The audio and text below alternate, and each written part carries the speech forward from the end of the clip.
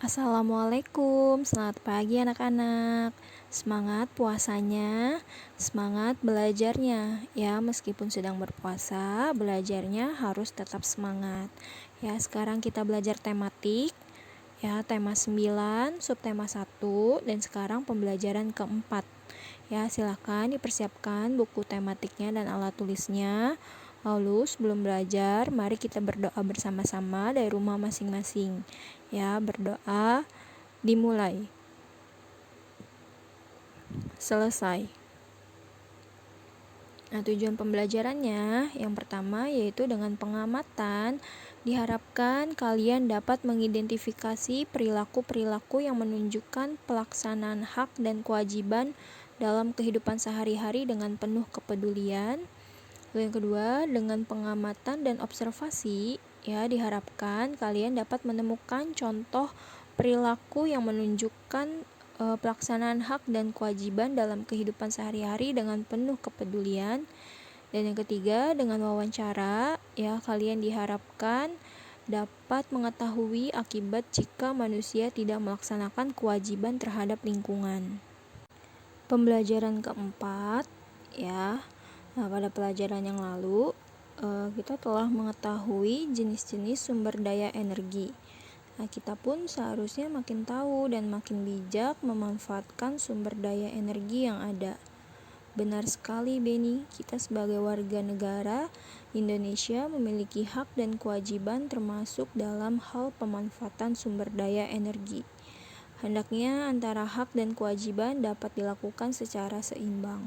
Nah, perhatikan bacaan berikut ini ya. Hemat energi, hemat biaya. Hemat energi adalah mempergunakan energi yang ada dengan seperlunya saja. Ya, energi yang kita gunakan tidak dapat diperbarui.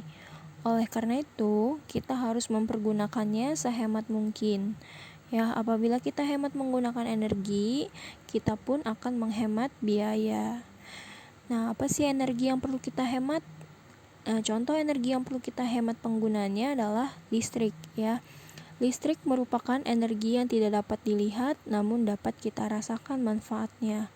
Ya, listrik sangat berpengaruh terhadap kehidupan manusia. Pada saat ini, listrik sangat berperan dalam membantu berbagai aktivitas manusia sehari-hari. Nah, untuk mendapatkan listrik, manusia harus bersusah payah membuat berbagai macam pembangkit listrik. Ya, contoh pembangkit listrik antara lain yaitu pembangkit listrik tenaga air ya atau PLTA, pembangkit listrik tenaga surya PLTS, dan pembangkit listrik tenaga uap yaitu PLTU. Nah, setiap pembangkit listrik ini memerlukan biaya yang sangat besar dalam pembangunannya. Ya, oleh karena itu kita harus berhemat dalam menggunakan listrik. Ya, keberadaan listrik juga memakan biaya yang sangat besar ya. Kita harus membayar biaya pemasangan listrik di rumah dan harus membayar biaya penggunaan setiap bulannya. Semakin boros menggunakan listrik, maka akan semakin besar pula beban biaya yang harus dibayar. Nah, oleh karena itu, mulai sekarang dan seterusnya, marilah kita berhemat listrik dengan cara yaitu yang pertama, tidak menyalakan lampu pada siang hari. Yang kedua, menyalakan lampu hanya jika diperlukan. Yang ketiga, lampu dinyalakan maksimal 10 jam setiap hari. Yang keempat, mematikan peralatan elektronik jika tidak digunakan. Dan yang kelima, menggunakan listrik seoptimal mungkin. Ya, itu tadi beberapa cara menghemat listrik ya. Kita harus menghemat energi ya, agar cadangan energi tidak habis. Nah, dengan menghemat listrik, energi dapat digunakan lebih lama dan kita juga dapat menghemat biaya. Berikutnya, hak dan kewajiban setiap warga negara terhadap sumber energi dan pemanfaatannya. Nah, yang pertama, kewajiban terhadap sumber energi. Setiap orang memiliki tanggung jawab dan kewajiban yang besar terhadap lingkungan ya dan sumber energi. Setiap aktivitas manusia memiliki pengaruh yang besar terhadap lingkungan. Manusia dan lingkungan memiliki hubungan yang sangat erat satu sama lain. Ya, artinya apa yang dilakukan manusia akan berpengaruh kepada alam. Nah, oleh karena besarnya pengaruh manusia terhadap alam, maka manusia berkewajiban menjaga alam dengan baik. Ya, berikut kewajiban manusia dalam menggunakan sumber energi dalam kehidupan sehari-hari. Nah, kewajiban kita yang pertama yaitu menghemat energi dengan menggunakannya seperlunya. Lalu yang kedua, memanfaatkan teknologi dan peralatan yang ramah lingkungan. Yang ketiga, menjaga dan melestarikan alam untuk menjaga ketersediaan sumber energi. Yang keempat, melakukan reboisasi untuk menjaga ketersediaan sumber air. Dan yang kelima, menggunakan energi alternatif seperti energi angin, air, atau matahari untuk menggantikan energi yang tidak dapat diperbarui. Ya, jika semua kewajiban telah kita tunaikan, sudah sepantasnya lah kita memperoleh hak kita. Ya, jadi kewajiban kita lakukan terlebih dahulu, baru kita menuntut hak kita. Nah, apa saja hak kita untuk memanfaatkan sumber energi? Yuk kita lihat di sini ya. Setiap orang memiliki hak yang sama untuk menggunakan energi agar dapat menunjang kegiatannya sehari-hari. Ya, untuk hal-hal tertentu setiap orang pun berhak mengelola energi. Ya, hak mengelola energi diperbolehkan selama tidak melanggar undang-undang dan merugikan orang lain. Ya, jika hak dan kewajiban terhadap sumber energi telah dijalankan dengan baik, manfaat sumber energi pun dapat kita rasakan dengan baik pula. Ya, itu tadi kewajiban dan hak kita dalam memanfaatkan sumber energi. Nah, selanjutnya, hak dan kewajiban terhadap sumber energi ya di sektor kelautan atau di bidang perairan.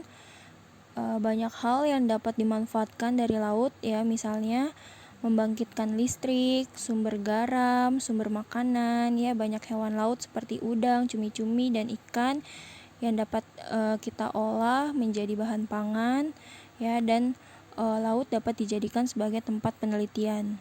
Nah, semua warga negara Indonesia berhak untuk menikmati sumber energi laut. Ya, menjaga kelestarian terumbu karang dapat menjaga ketersediaan ruang bagi ikan untuk berkembang biak. Ya, lalu bagaimana cara menjaga sumber energi laut agar tetap lestari? Ya, caranya yang pertama yaitu tidak menggunakan bahan peledak, pukat harimau, atau racun saat menangkap ikan. Yang kedua, mengganti penggunaan kemasan berbahan dasar plastik dengan bahan mudah terurai di lingkungan. Ya. Lalu cara yang ketiga yaitu mengurangi penangkapan hewan laut secara berlebihan. Nah, cara yang keempat yaitu ikut serta dalam merawat kebersihan laut dan pantai. Dan yang kelima yaitu menanam tanaman bakau di sekitar pantai. Nah, itu tadi cara menjaga sumber energi laut agar tetap lestari. Nah, selanjutnya kewajiban kita sebagai manusia tidak hanya pada sumber daya alam ya, namun juga terhadap lingkungan alam secara keseluruhan. Hal tersebut dikarenakan manusia dan lingkungan memiliki keterkaitan yang sangat erat. Perhatikan teks bacaan berikut ya, manusia dan lingkungan. Lingkungan amat penting bagi kehidupan manusia. Ya, karena manusia tergantung kepada lingkungan. Manusia membutuhkan lingkungan untuk mencukupi kebutuhan hidupnya. Oleh karena itu, lingkungan memiliki daya dukung bagi kehidupan. Apa artinya? Artinya, lingkungan mempunyai kemampuan untuk mendukung kehidupan manusia dan makhluk hidup lainnya. Ya, oleh karena itu, manusia harus senantiasa berbuat baik kepada lingkungan. Ya, manusia harus dapat berpikir dan berperilaku secara tepat, bijak, dan bertanggung jawab. Ya, hidup yang selaras dengan alam dapat dimulai dari diri sendiri. Ya, kita harus membiasakan pola hidup bersih dan sehat. Ya, seperti selalu membuang sampah pada tempatnya, rajin berolahraga, dan selalu memeriksa keadaan mesin kendaraan ya agar tidak menghasilkan banyak asap kotor. Nah, selain itu, ya kita harus meningkatkan kreativitas dengan mendaur ulang barang-barang yang sudah tidak terpakai ya agar tidak mencemari lingkungan. Nah, sudahkah kalian berbuat demikian? Jika sudah, kembangkan dan tingkatkanlah terus. Namun jika belum, mulailah melakukannya dari sekarang. Ya, jika kita cinta dan bersahabat dengan alam, alam akan cinta dan bersahabat dengan kita. Namun sebaliknya, ya, jika kita merusak alam, alam akan marah dengan menumpahkan segala bencana pada kita. Hidup yang selaras dengan alam dapat membawa dampak positif bagi umat manusia. Ya, jadi kita harus berbuat baik terhadap lingkungan, ya. Kita harus baik terhadap lingkungan karena kita hidup dalam lingkungan. Ya, lingkungan mempunyai kemampuan untuk mendukung kehidupan manusia dan makhluk hidup lainnya. Kita harus dapat berpikir dan berperilaku secara tepat, bijak, dan bertanggung jawab terhadap lingkungan. Selanjutnya, muatan bahasa Indonesia menjelaskan tugas wartawan.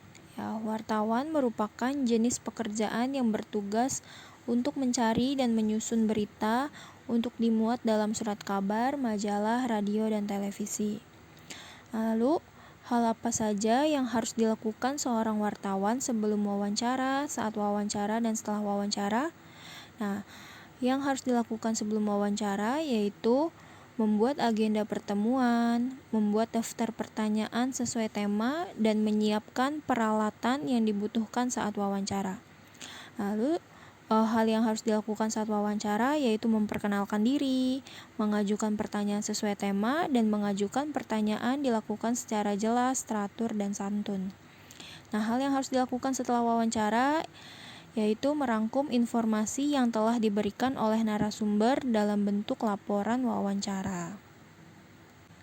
Nah, berikutnya tugas, ya. Untuk tugas hari ini silakan kalian kerjakan halaman 22 dan halaman 25.